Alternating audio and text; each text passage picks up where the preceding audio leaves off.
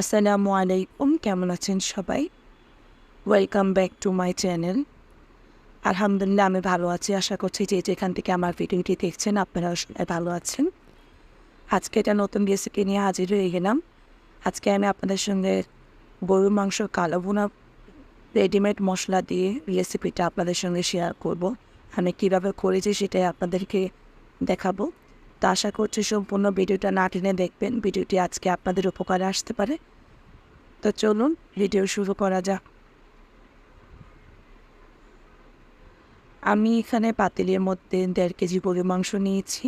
সেটার মধ্যে 1 কাপ পেঁয়াজ দিয়েছি। আর কিছুই আমি ঘর থেকে অ্যাড করিনি। আর এই তো দেখতে পাচ্ছেন রাঁধুনি রেডিমেড কালো ভুনা মশলা, এই প্যাকেটের মধ্যে 2টা প্যাকেট আসছে।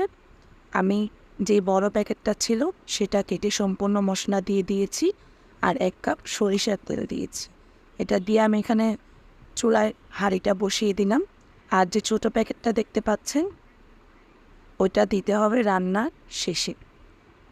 তো এখানে রান্নাটাও হতে থাক।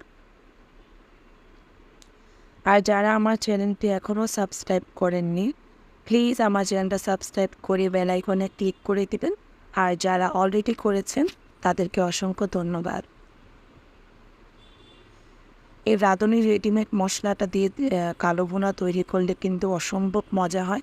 অরিজিনাল একদম ট্রেডিশনাল যে কালো ভুনার স্বাদ, গন্ধ, লুক সবটাই কিন্তু আসে। আপনারা নিজেরাও বাসায় ট্রাই করে দেখতে পারেন।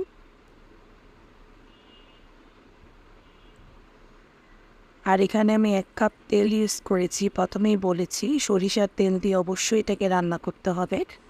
রান্না করার রেগুলার সাদা তেল যেটা সয়াবিন তেল সেটাও দেওয়া যাবে না। অবশ্যই এখানে সরিষার তেল দেওয়ার চেষ্টা করবেন। আর এখানে 1 কাপ পানিও দিয়েছি। যেহেতু শুকনো মশলা ছিল সেটাকে আমি পানি দিয়ে একটু ভিজিয়ে নিয়েছি। আর আমি এইভাবে বলক আসা পর্যন্ত 2-1 বার নেড়ে চেড়ে ঢাকনা দিয়ে ঢেকে দিচ্ছি। আর এই প্যাকেটে অনেক কিছু নিয়ম দেওয়া ছিল যে soya sauce, tomato sauce use করার জন্য। আমি এখানে সয়া সসটা দিয়ে দিয়েছিলাম। আর এখন আমার বাসায় যতটুকু টমেটো সস ছিল তাই আমি দিয়েছি। আপনারা অবশ্যই প্যাকেটের নিয়ম অনুসারে দেওয়ার চেষ্টা করবেন। আর এখানে টমেটো সসটা ওরকম না দিলেও চলবে। যাদের বাসায় নেই আপনারা নাও দিতে পারেন, স্বাদের কোনো কমতি হবে না। দেখতেই পাচ্ছেন বলক চলে আসছে। এই তো আমার তরকারিটার মধ্যে কিন্তু বলক চলে আসছে। আর আমি এখন যে 1 কাপ পানি দিয়ে বসেছি এটা দিয়ে জাস্ট কষিয়ে নেব। মাংস সিদ্ধ না হলে কিন্তু আপনাকে আরেকটু পানি অ্যাড করতে হবে। আশা করছি আপনারা ভিডিও দেখে বুঝতে পারছেন আমি বারবার নেড়ে চেড়ে দিচ্ছি। আলহামদুলিল্লাহ আমি এর আগেও এই রেডিমেড মশলা দিয়ে কালো ভুনা তৈরি করেছি। এটার স্বাদ কিন্তু অনেক ভালো আসে। একদম অরিজিনাল কালো ভুনার স্বাদ আসে। আর এতে দেখতে পাচ্ছেন পানিটা কিন্তু আস্তে আস্তে কমে আসতেছে। ঝোলটা অনেক ঘন হয়ে আসতেছে। বারবার একটু নেড়ে চেড়ে দিবেন, তা না হলে নিচে কিন্তু মশলাটা লেগে যাবে।